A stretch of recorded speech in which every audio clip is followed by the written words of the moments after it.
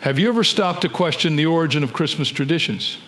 Every December, millions of people across the globe celebrate Christmas, a festival adorned with twinkling lights, decorated trees, and shiny ornaments.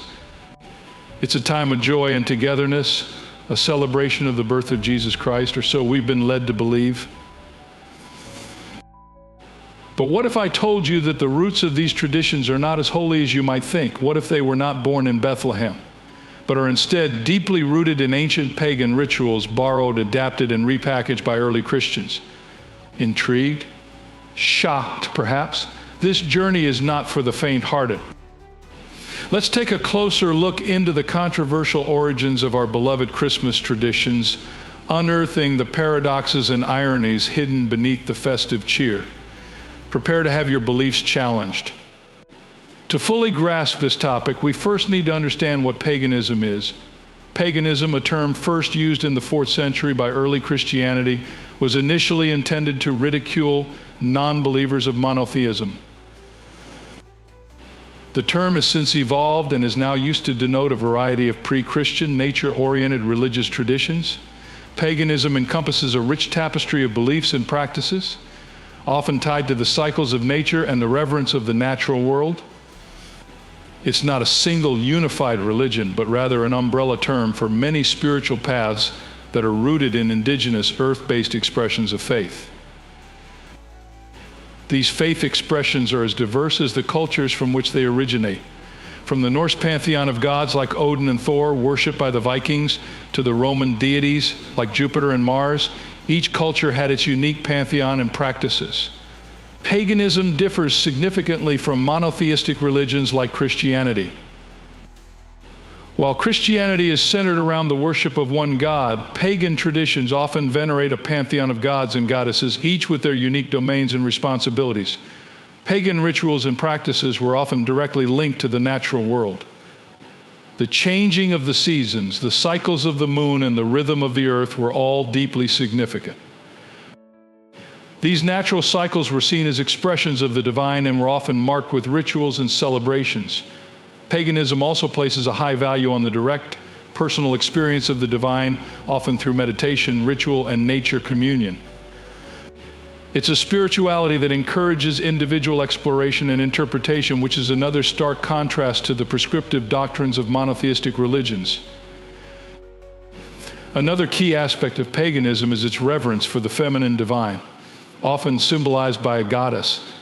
This is in contrast to the predominantly masculine depiction of the divine in Christianity. So when we talk about the pagan roots of Christmas traditions, we're exploring how these earth-based polytheistic traditions have influenced and shaped the practices of a monotheistic holiday. With this understanding of paganism, we can now delve deeper into the origins of Christmas traditions. The roots of many Christmas traditions can be traced back to pagan cultures. Let's journey back in time when winter was a season of dread for ancient people. The sun, their source of warmth and life, was fading away, leading them to the cold grasp of winter. To combat this, they celebrated the winter solstice, the shortest day and longest night of the year, as a symbol of the sun's rebirth. One of these celebrations was the festival of Brumalia, a month-long feast leading up to the winter solstice. It was a time of indulgence and merriment dedicated to the Roman god Saturn. Now imagine this, the climax of this festival fell on December 25th, the day we now know as Christmas. This date was also considered the birthday of the unconquerable sun, a concept worshipped by many cultures. The sun was seen as a powerful, life-giving entity, a symbol of hope and rebirth. It's no coincidence that one of the epithets of Jesus is the Son of Justice. In the 4th century, Pope Julius I made a decision that would forever intertwine Christianity and these pagan traditions. He declared December 25th as the official celebration of Jesus' birth, but why this date? The Bible doesn't specify when Jesus was born, and some theories suggest dates like January 6th, April 17th, March 28th, and even September 11th. Pope Julius I, in an effort to Christianize these pagan traditions, chose a date that coincided with these existing festivals. It was a strategic move designed to ease the transition of pagans into Christianity by aligning the celebration of Jesus' birth with their own long-held traditions. But what are the implications of this decision? For one, it suggests a level of syncretism or blending of religious beliefs that challenges the monotheistic nature of Christianity. By adopting pagan traditions, the early church was, in a way, acknowledging the power and significance of these other gods. Furthermore, the Pope's decision could be seen as a form of cultural appropriation, taking the traditions of one culture and repackaging them under a different guise. This raises questions about the originality of Christian practices. If they borrowed these traditions from pagans, could the same be said about the text of the Bible? Could it too be borrowed from other ancient cultures? Some may argue that the choice of December 25th was simply a practical decision, a way to convert pagans to Christianity. But does the end justify the means? By aligning the celebration of Jesus' birth with pagan festivals, did the church unintentionally dilute the significance of Jesus' birth, reducing it to just another winter solstice celebration? And what about the Roman Pope's role in this decision? The Romans were known for their polytheistic beliefs, worshiping a multitude of gods and goddesses. By choosing to celebrate Jesus' birthday on the climax of Brumalia, was the Pope subtly perpetuating these polytheistic traditions under the guise of Christianity? The date of Jesus' birth is not the only aspect of Christmas with pagan origins. As we will explore in a few minutes, many modern Christmas traditions, from kissing under the mistletoe to decorating with holly, have their roots in pagan cultures. So as we deck the halls and sing carols this Christmas, let's remember the rich tapestry of history that has shaped this holiday. It's a reminder that our traditions are not born in isolation, but are a product of centuries of cultural exchange and evolution. And perhaps, just perhaps, it's a call to reevaluate our understanding of Christmas, to see it not just as a Christian holiday, but as a celebration of humanity's enduring hope for light, life, and rebirth. Many of our beloved Christmas traditions have their roots in pagan practices. Let's start with one of the most iconic Christmas traditions, kissing under the mistletoe.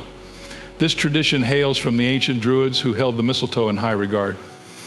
To them, it symbolized vivacity and fertility, as it remained green even in the harshest of winters. During their winter solstice celebrations, the Druids would hang mistletoe branches to ward off evil spirits. But the romantic connotation of the mistletoe comes from Norse mythology.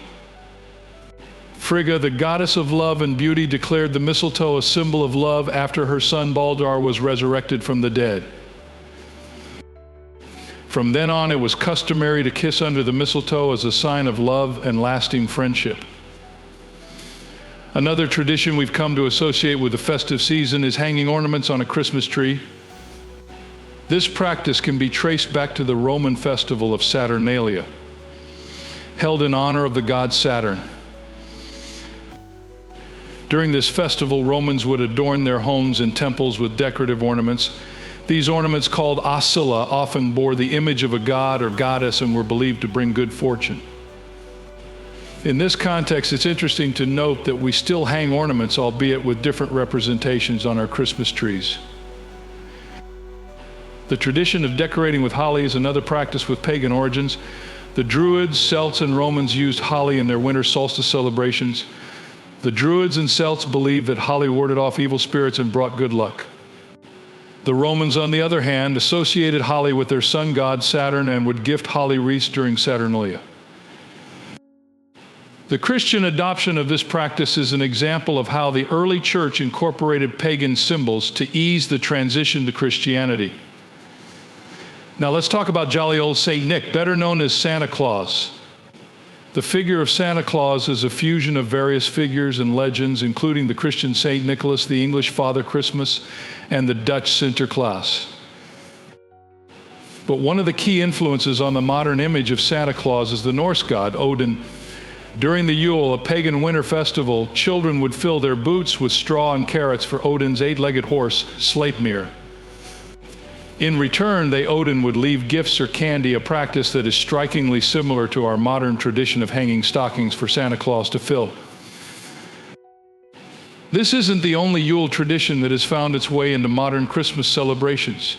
Wassailing, a practice of visiting houses and singing in exchange for food and drink, is reminiscent of today's caroling.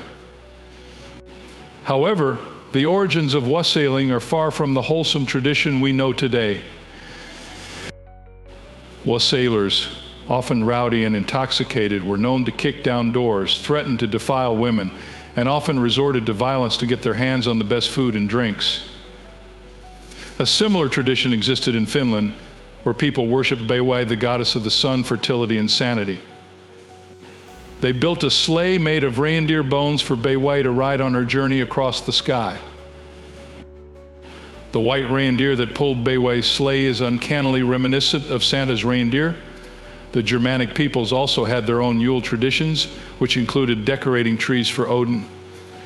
Trees held a sacred significance for the Vikings and Saxons, who often worshipped in groves of trees. The triangular shape of the evergreen trees symbolized the Holy Trinity in Viking and Saxon cultures, a symbolism that could have been adopted by the Christian faith. The adoption of these pagan traditions by the Christian church wasn't always smooth. There were times when Christmas was banned due to its pagan influences. However, these traditions have survived and continue to be celebrated, albeit with new meanings and contexts. The pagan roots of these traditions are undeniable. The incorporation of pagan traditions into a Christian holiday has far-reaching implications. The Christian faith, centered around the worship of one God, seems to have adopted practices from pagan cultures that worship multiple deities. The irony here is palpable. We're looking at a faith that has been built on the rejection of polytheism, yet it has wholeheartedly embraced traditions that stem from that very belief system. Consider the act of kissing under the mistletoe. This seemingly innocent tradition has its roots in pagan rituals that involve sexual acts and symbolism. It's a stark contrast to the Christian faith's teachings on chastity and modesty. The same goes for the tradition of hanging ornaments. Pagan Romans used to hang ornaments to honor their gods. By adopting this tradition, are Christians inadvertently paying homage to these ancient deities? Then there's the decoration with holly. This tradition stems from the pagan practice of decorating their homes with evergreen plants during the winter solstice to ward off evil spirits and celebrate the return of the sun. In Christianity, the holly is often associated with the crown of thorns worn by Jesus.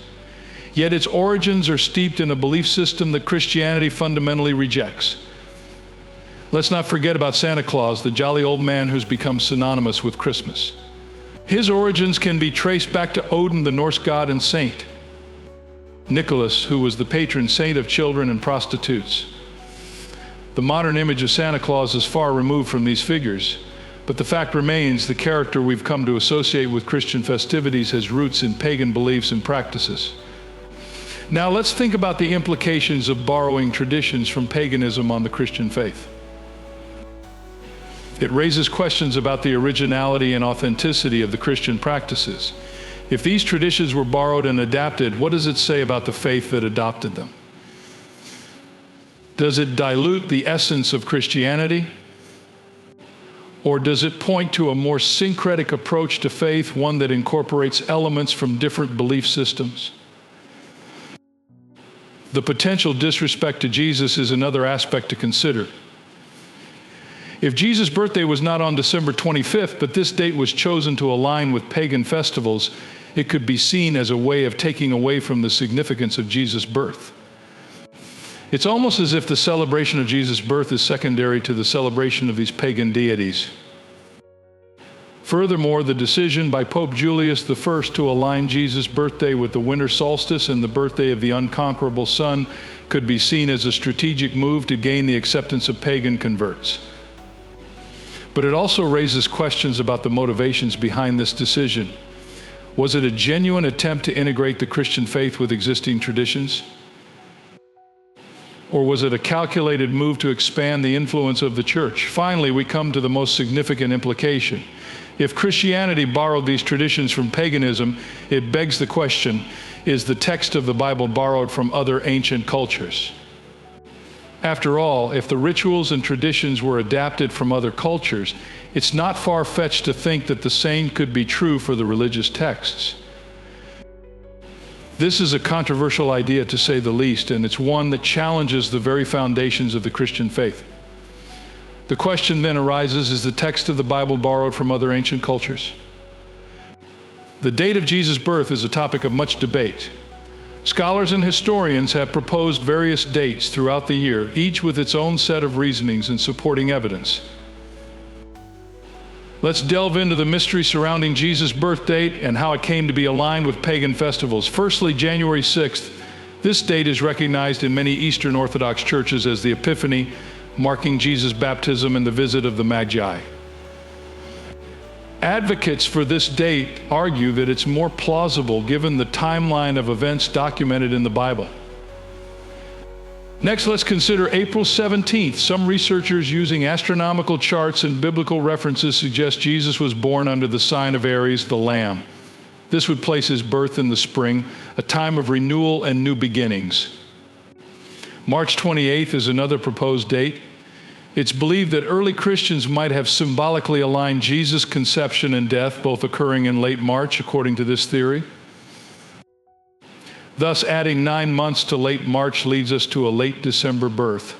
September 11th is a more recent and controversial theory based on the alignment of stars described in the book of Revelation. However, this theory is less accepted in academic circles. Due to its speculative nature, despite these varied theories, the universally recognized date remains December 25th. But why enter Pope Julius I, who in the 4th century declared this date as the official celebration of Jesus' birth? But his choice was not random. It was a strategic decision to align the birth of Jesus with existing pagan festivals. During this period, Romans celebrated Saturnalia in honor of Saturn, the god of agriculture.